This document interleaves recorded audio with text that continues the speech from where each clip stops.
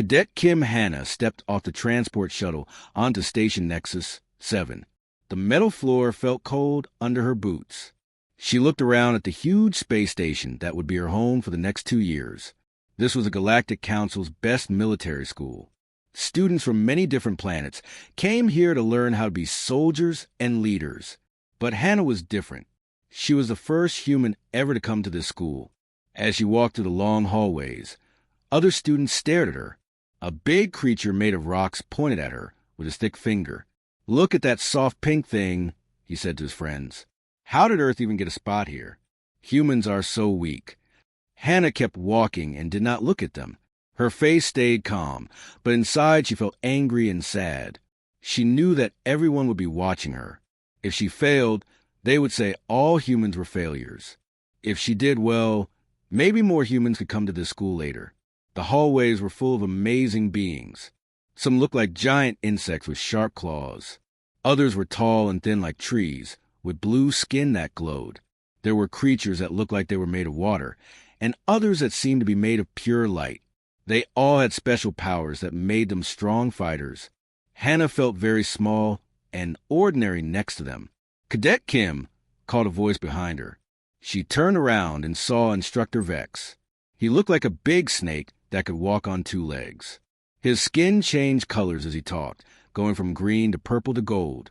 "You are going to squad Omega 9, he said. His voice made a hissing sound.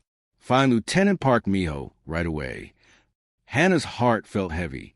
She had heard other students talking about Squad Omega 9. They called it the Trash Squad because that was where the school put students who were not good enough, students who would probably fail and go home. She walked through more hallways, looking for her new team. Other students moved out of her way, but not because they respected her. They moved because they thought she was strange and maybe dangerous in a different way. Some of them had never seen a human before. "What do you think it eats?" whispered a small blue creature to his friend. "I heard humans eat other living things," his friend whispered back. "That is so gross." Hannah found Squad Omega 9's room at the end of a dark hallway. The door was old and had scratches on it. She pressed a button to open it and walked inside. The room was smaller than the other squad rooms she had seen. There were 6 beds, but only 3 were being used. At a small table sat a young man who looked like her. He had black hair and brown eyes just like humans from Earth. "You must be the new student," he said without looking up from his computer screen. "I am Lieutenant Park Miho. I have been here for 2 years." Hannah felt happy to see another human. "I am Kim Hanna. I just arrived today." Miho finally looked at her. His eyes looked tired, like he had seen too much sadness. "Let me tell you something important," he said. "Everyone here thinks humans are weak and stupid. They will test you every single day. They will try to make you cry. They will try to make you quit and go home. But why?" Hannah asked. "Because we do not have thick skin like the rock people. We cannot fly like the bird people. We cannot shoot fire from our hands like the flame people. We just look like soft, pink, weak things to them." Miho stood up and walked to the small window. Outside, they could see other students practicing fighting in the training yards. Big creatures threw smaller ones around like toys. Fast creatures ran so quickly they looked like colored streaks. Strong creatures lifted metal blocks that weighed more than a small house. "The other 2 humans who came here before us both quit," Miho said sadly. "One quit after 3 months. The other quit after just 6 weeks. The instructors think all humans will quit. But you did not quit," Hannah said. "No, I did not quit. But I have not done well either. I am still just a lieutenant after 2 years. Most students become captains in that time." Hannah put down her bag on one of the empty beds. "What makes this squad different from the others?" Miho laughed, but it was not a happy laugh. "This squad is where they put students who have problems. Our 3rd team member is Cadet Rex. He is from a warrior planetcroft, but he got in trouble for fighting too much. They moved him here as punishment." Just then, the door opened with a loud crash. A huge creature walked in. He was made of gray rock and was 3 times bigger than Hannah. His eyes glowed red, and steam came out of his nose when he breathed. "Great, Rex said in a voice like thunder. Another weak human. Now we will definitely be the worst squad in the whole school. He threw his training gear on the floor and sat on his bed, which made loud cracking sounds under his weight. Hannah looked at her two new team members and wondered what she had gotten herself into. 3 weeks had passed since Hannah arrived at the academy. She was getting used to the daily training, even though it was very hard. Every morning, she woke up sore and tired, but she never gave up. On this morning, everything seemed normal. Hannah was eating breakfast with Miho and Rex in the dining hall. Rex was complaining about the food again. This green stuff tastes like dirt, he grumbled, poking at his meal with a thick finger. It is better than the blue stuff they gave us yesterday, Miho said. Try to be positive. Suddenly, loud alarms started ringing throughout the station. The lights changed from white to bright red. The alarms were so loud that Hannah had to cover her ears. Attention all students, a voice said from the speakers in the ceiling. We have an emergency. All students must go to safe rooms right now. This is not a practice. Everyone in the dining hall stopped eating and looked around with scared faces. Even Rex, who was never afraid of anything, looked worried. What is happening? Hannah asked. I do not know, Miho said. I have never heard these alarms before. Students began running toward the doors. Teachers were shouting orders, but it was hard to hear them over the alarms. Hannah, Miho, and Rex followed the crowd out of the dining hall. In the hallways, they could hear security guards talking on their radios. Hannah caught pieces of what they were saying as she ran past them. The containment field is broken, one guard said. Something escaped from level 12. Another guard replied, We need more weapons. A third guard shouted into his radio. Hannah felt her stomach drop. Level 12 was the place where the academy kept dangerous alien animals. Students were never allowed to go there. Even the teachers rarely went to that level. What could have escaped? Rex asked as they ran. An older student from the bird-like species heard him. Her feathers were standing up straight because she was scared. I heard the guards say it was something from the Deep Space Collection, she said. Something they keep in the special prison cells. They reached the safe room and crowded inside with 50 other students. The room was small and hot with so many bodies packed together. Everyone was talking at once, trying to figure out what was happening. Then Instructor Vex came into the room. His snake-like body was different colors than usual. Instead of his normal green and gold, he was now dark purple and black. This meant he was very scared. Students, you must stay here, he said. Do not leave this room for any reason. Security forces are dealing with the problem. What escape, sir? Asked a brave student from the Rock People. Vex's colors got even darker. A void stalker has woken up. The room became completely quiet. Even Rex's face went white. Hannah had heard of void stalkers in her classes about dangerous space creatures. They were the worst predators in the known galaxy. These creatures could walk through solid walls like they were made of air. They could sense the life energy of any living thing from very far away. They were perfect hunters that never stopped chasing their prey. How did it wake up? Asked another student. There was an accident during training, Vex explained. A student's weapon hit the power systems on level 12. The sleep machine stopped working. Hannah felt cold all over. Void stalkers were supposed to stay asleep forever. That was the only way to keep them safe. When they were awake, they only did one thing, hunt and kill. Has anyone ever tamed a void stalker? Miho asked quietly. Never, Vex said, shaking his head. They cannot be controlled. They cannot be reasoned with. They only know how to hunt. Through the small window in the safe room, they could see security guards running through the hallways. They were carrying the biggest weapons the academy had. But everyone knew these weapons would not work well against a void stalker. The creature could become like a ghost, Rex whispered to Hannah and Miho. Our weapons will go right through it, but its claws can still hurt us. 1 hour passed, then 2 hours. Sometimes they heard screaming from far away in the station. Sometimes they heard the sound of weapons firing. But they never heard the sound of victory. It is hunting, said the bird-like student. Her feathers were shaking now. Void stalkers do not kill randomly. They pick one target and follow it until they catch it. "Who do you think it chose?" asked Miho. Nobody wanted to answer that question. Late in the afternoon, a security guard came to their safe room. His uniform was torn, and he looked very tired. "The creature is moving toward the student living areas," he told Instructor Vex. "We need to move everyone to a different safe place." As they prepared to leave, Hannah felt something strange. It was like someone was watching her, even though she was in a room full of people.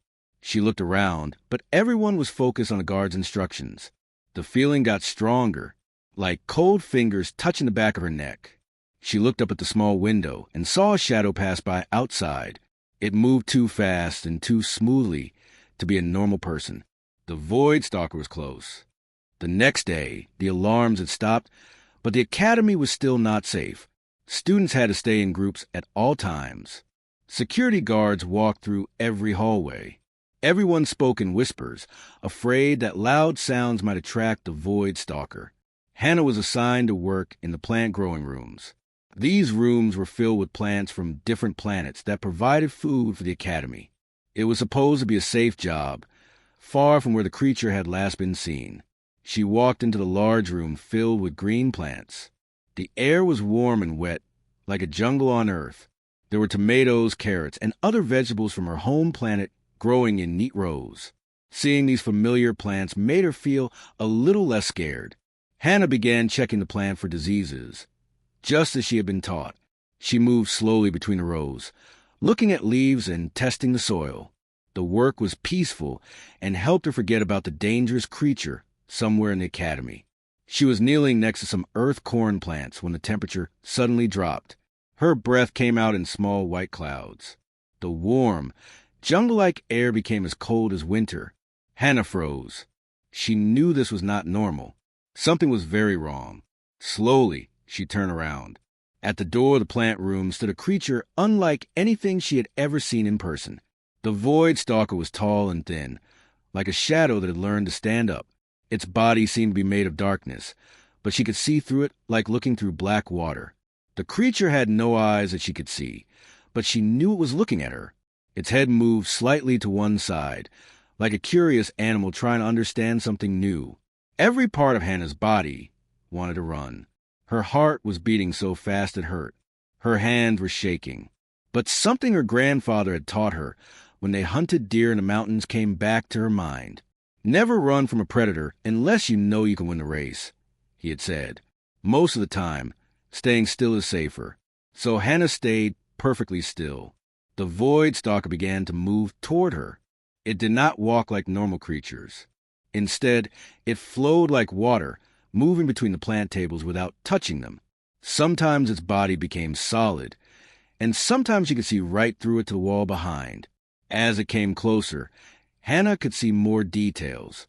Its skin looked like the surface of a dark lake at night. It had long arms that ended in sharp claws, but the claws were not extended like it was ready to attack. Its head was smooth, with no nose or mouth that she could see. The creature stopped just 5 feet away from her. This close, she could smell something like cold metal and old rain.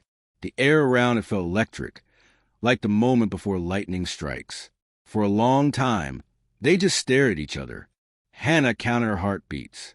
100, 200, 300. Then the Void Stalker did something that no one in the galaxy had ever seen before. It lowered its head and bent its long body down, almost like it was bowing to her. "You are not here to kill me," Hannah whispered, her voice so quiet she could barely hear it herself. The creature's head lifted up and tilted to the other side. It made a sound like wind blowing through empty space. Not threatening, but almost like it was trying to talk. Hannah thought about what she knew about predators from her grandfather's lessons. He had told her that the best hunters were patient. They watched their prey for a long time before attacking. They learned their prey's habits and weaknesses. But this creature was not watching her like prey. It was watching her like another hunter. "You recognize something in me," she said, still speaking very quietly. Something familiar. The Void Stalker moved closer. Now it was only 3 feet away. If it wanted to kill her, it could do it in less than a second. But instead it sat down, folding its long legs under its body like a cat. Hannah slowly sat down too, copying its movement. They were now at the same height, looking at each other like two people having a conversation without words. She remembered learning about void stalkers in her classes. They were persistence hunters. They did not catch their prey with speed or strength. Instead, they followed their prey for days or weeks, never stopping, never giving up until their prey became too tired to run anymore. Just like humans had hunted on Earth thousands of years ago. Her grandfather had told her stories about how their ancestors hunted huge animals called mammoths. Humans were not faster or stronger than mammoths, but they never stopped following them. They chased a giant animal for days across the ice until the mammoths collapsed from exhaustion. "We are the same kind of hunter," she whispered to the void stalker. "We both know how to wait. We both know how to never give up." The creature made that wind sound again, but this time it sounded almost happy. Hannah slowly raised her hand toward the creature. She was still scared, but she was also curious. The void stalker looked at her hand for a moment, then slowly reached out with one of its own long arms. When their skin touched, Hannah felt a shock of cold that went up her arm, but it did not hurt. It felt like recognition, like two old friends meeting after a long time apart. In that moment, everything changed. The next few days were very strange at the academy. The void stalker had not killed anyone since it found Hannah. Instead, it stayed in the plant growing rooms where she worked. The security guards were confused and scared, but they were also relieved that no one else was dying. Hannah continued her daily work among the plants, but now she was never alone. The creature followed her everywhere she went in that room. Sometimes it was solid, and she could see it clearly. Other times it became like a ghost, and she could only see its shadow moving between the plants. She began to notice patterns in how it moved. When she walked quickly, it moved quickly too. When she stopped to rest, it also stopped.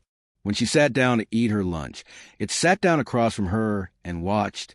"It is copying you," said Dr. Chong Salmon during one of their secret meetings.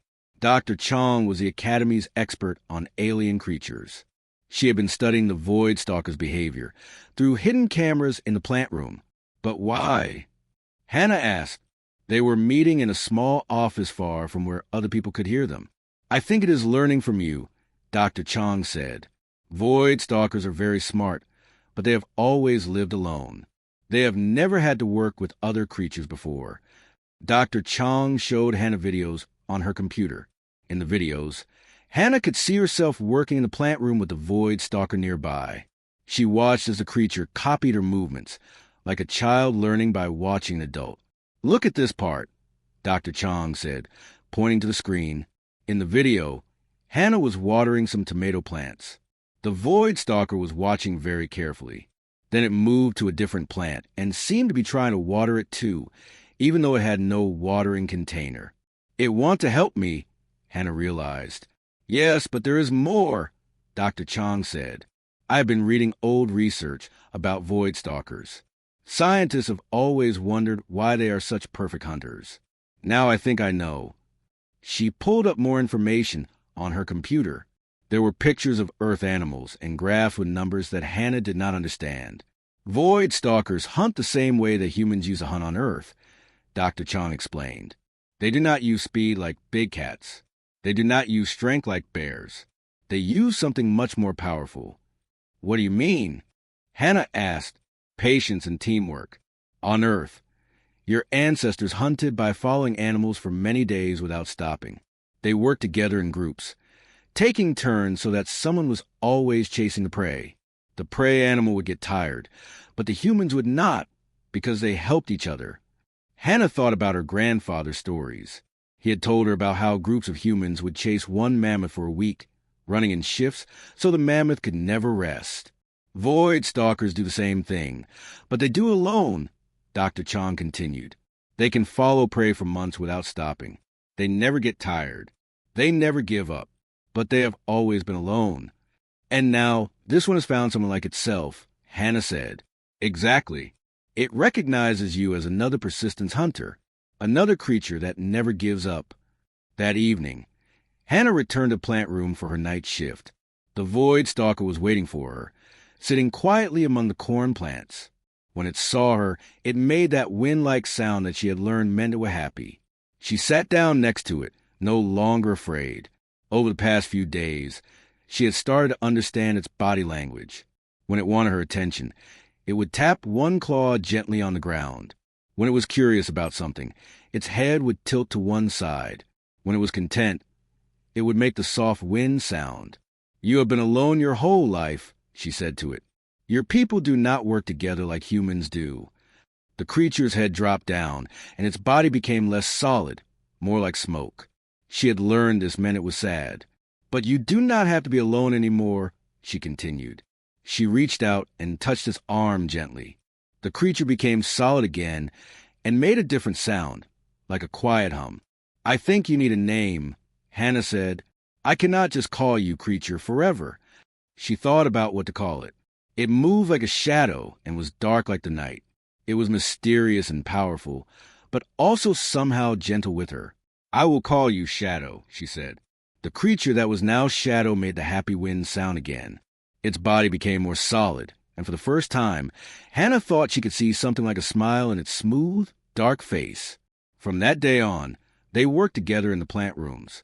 Shadow learned to help her water the plants by using its claws to make small holes in the soil. When Hannah needed to reach high shelves, Shadow would lift her up with its long arms. Other students and teachers watched through the windows, amazed to see a human, and a void stalker working as a team. No one had ever thought such a thing was possible. Word began to spread throughout the galaxy that something impossible was happening at the Academy. 2 months had passed since Hannah first met Shadow in the plant room. News about their friendship had spread to every corner of the galaxy. Important people from many different planets were coming to the Academy to see the impossible partnership with their own eyes. Today was different from all the other days. Today, Hannah and Shadow were going to do their first official training exercise together. "Are you ready for this?" Miho asked as they walked toward the training hall. He looked worried but also proud of his human teammate. "I think so," Hannah said. She was nervous. Everyone would be watching them today. If they failed, people would say that humans and void stalkers could never really work together. Rex walked beside them, carrying his heavy weapons. Over the past weeks, he had changed his opinion about Hannah and Shadow. "You two are going to show them something amazing today," he said in his deep, rocky voice. The training hall was packed with spectators. Students from every species sat in the viewing area. Teachers and important visitors filled the special seats. Even the Academy's commander, a wise old being from the Crystal Planet, had come to watch. Instructor Vex slithered to the center of the floor. His scales were bright gold today, which meant he was excited. "Today we will see Cadet Kim Hannah and her partner attempt the impossible maze," he announced. The crowd became quiet. The impossible maze was the hardest training exercise at the Academy. It was a huge room filled with moving walls, hidden traps, and robotic enemies. The goal was simple: get from one end to the other. But no single cadet had ever completed it alone. Even the best teams of 3 or 4 students usually failed. "The time limit is 30 minutes. Instructor Vex continued. "Cadet Kim and Shadow will attempt this together." Hannah looked at Shadow, who stood beside her like a tall, dark statue. Over the weeks, they had developed their own way of communicating. A touch on the arm meant, "Go left." A tap on the shoulder meant, "Danger ahead." A gentle squeeze of the hand meant, "Trust me." The maze door opened with a loud mechanical sound. Inside, Hannah could see walls moving up and down, laser lights flashing, and metal robots walking back and forth with weapons. "Ready, Shadow?" she whispered. Shadow made his happy wind sound and touched her shoulder gently. That meant, "Yes, let's do this together." They entered the maze. Immediately, laser bolts began shooting at them from hidden places in the walls. But Shadow moved in front of Hannah and became like a ghost. The lasers passed right through him and hit the wall behind them. "Good thinking," Hannah said. She had learned that Shadow could control when he was solid, and when he was like smoke. When he was like smoke, nothing could hurt him, but he also could not touch anything. They moved deeper into the maze. A wall came down from the ceiling, trying to crush them. Hannah rolled to the left, while Shadow flowed like water around the wall. They met on the other side, both safe. 3 robot guards appeared around the corner. They were big metal machines with bright red eyes and electric weapons. Normally, students would have to fight these robots with their own weapons. But Hannah and Shadow had a different plan. Shadow became solid and grabbed the first robot, his claws, which could cut through almost anything, sliced through the robot's metal like it was paper. At the same time, Hannah ran behind the other two robots and found their power switches. She turned them off before they could attack. "Teamwork," she said to Shadow with a smile. The crowd in the viewing area was making surprise sounds. No one had ever seen the robot guards defeated so quickly and easily. They continued through the maze. Every trap and obstacle became easy when they worked together. When there was a deep pit to cross, Shadow carried Hannah across while floating through the air. When there were walls too high to climb, Shadow lifted her up while she found the hidden switches to open doors. The maze's final challenge was the biggest of all. It was a room full of spinning blades, moving platforms, and electric barriers. Most teams spent 15 minutes just trying to figure out how to get across. But Hannah and Shadow moved through it like they were dancing. Shadow would become ghostly and scout ahead to find safe paths. Then he would become solid and guide Hannah through the dangerous areas.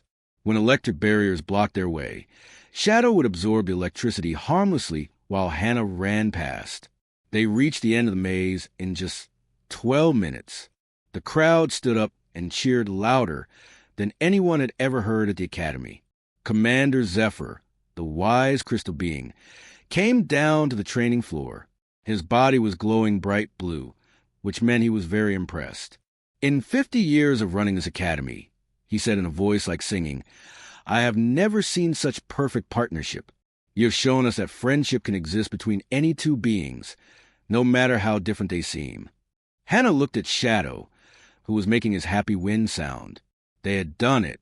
They had proven that humans and Void Stalkers could work together. But more than that, they had proven that being different did not mean being alone.